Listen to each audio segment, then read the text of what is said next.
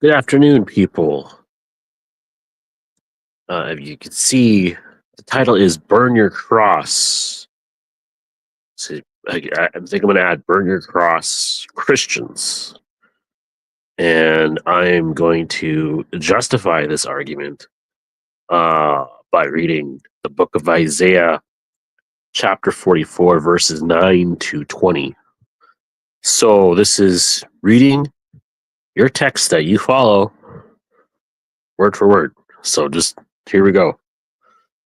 All those who make no god idols don't amount to a thing, and what they work so hard at making is nothing.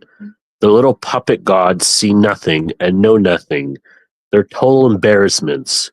Who would bother making gods that can't do anything, that can't God? Watch all the no god worshippers hide their face in shame.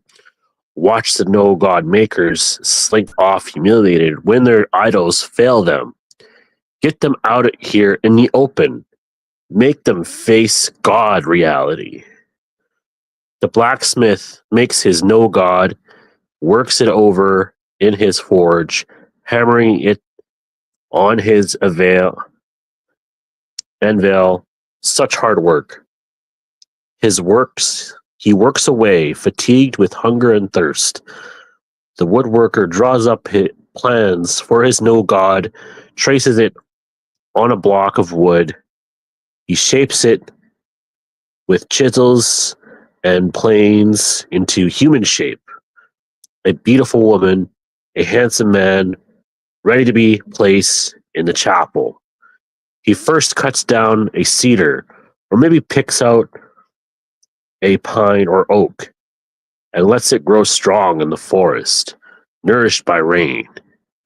Then it can serve a double purpose.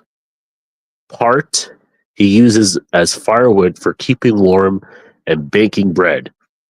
From the other part, he makes a god that he worships, carves it out into a shape, and prays before it. With half, he makes a fire warm himself and a barbecue his supper. He eats his fill and sits back satisfied with his stomach full and his feet warmed by the fire. Ah, this is the life.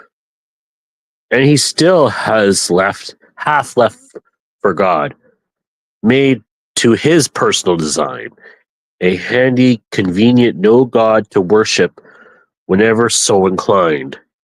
Whenever the need strikes him, he prays to it. Save me, you're my God.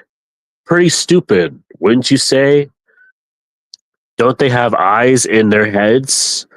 Are their brains working at all? Doesn't it occur to them to say, half of this tree I used for firewood? I baked bread, roasted meat, and enjoyed a good meal, and now I've used the rest to make an abominable no God? Here I am praying to a stick of wood.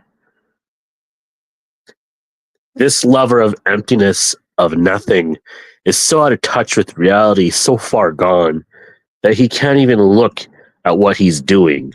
Can't even look at the no God stick of wood in his hand and say, this is crazy.